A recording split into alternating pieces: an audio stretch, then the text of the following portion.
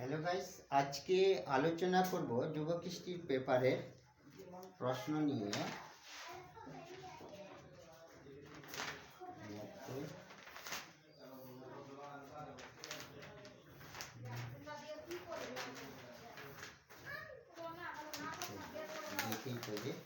West Bengal পুলিশের জন্য দিয়েছে। প্রথম প্রশ্ন দিয়েছে,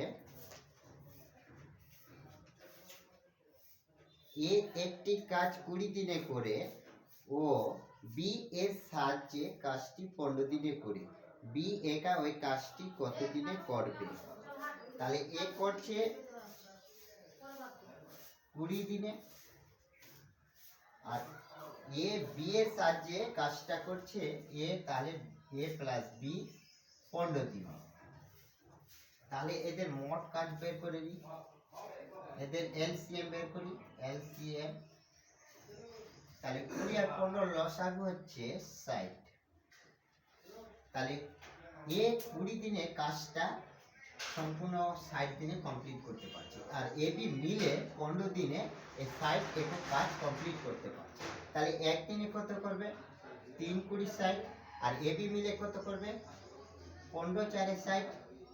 তাহলে বি এই বি কাজটা সম্পূর্ণ কাজটা কত দিনে করবে? তাহলে এদের ডিফারেন্স কত? এক।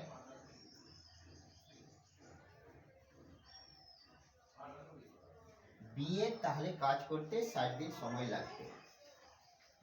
অপশন নাম্বার কত দিয়েছে? Option number B. পরের প্রশ্ন আছে,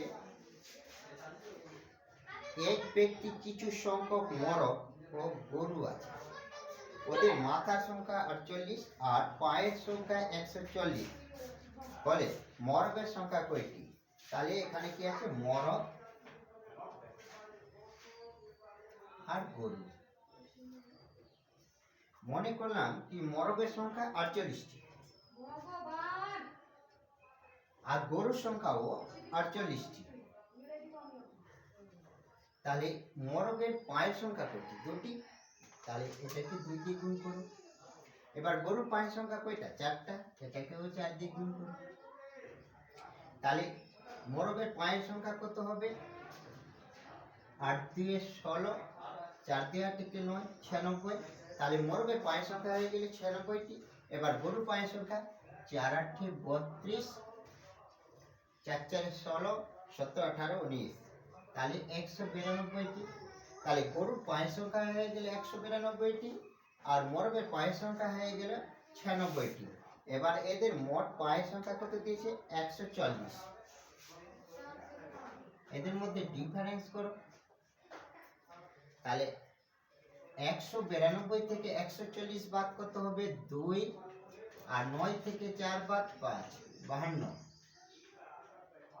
আচ্ছা, এবার 140 থেকে 96 বাদ দাও, 4।